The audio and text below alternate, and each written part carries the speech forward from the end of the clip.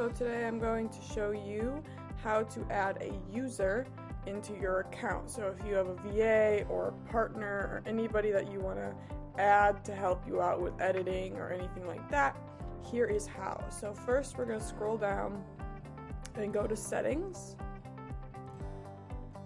and team management. So you can see we have 2 users within here, and add employee. So then this pops up. We're going to open user info, and then you fill out their name. So if we do Sally Sample, and then their email, their phone number. It's going to say invalid, but you get the point. Put their phone number in there.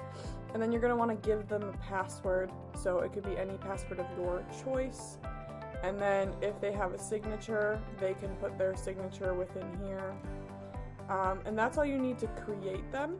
So then you would save it and let them know that they use their email and then the password that you gave them to log in. Next, under user permissions is where you'll be able to turn things on and off for them. So if you only want them to be part of campaigns, you can turn everything except for campaigns off.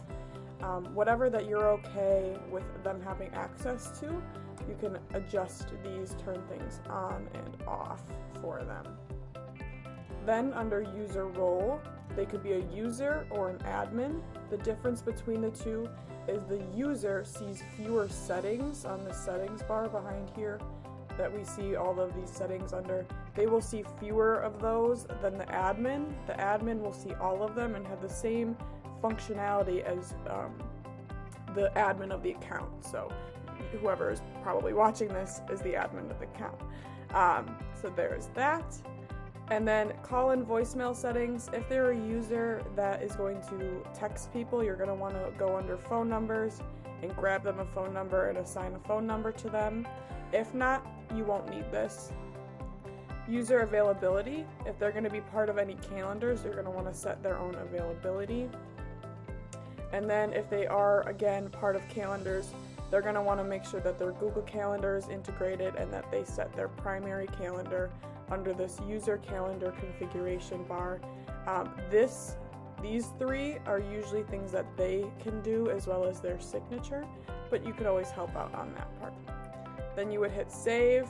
It's not going to let me because I have some stuff in here, but you would hit save. They're going to become a user. You would give them their login, like I mentioned, with their email and a password that you had given them, and then they can log in and they're good to go. Hope this helps.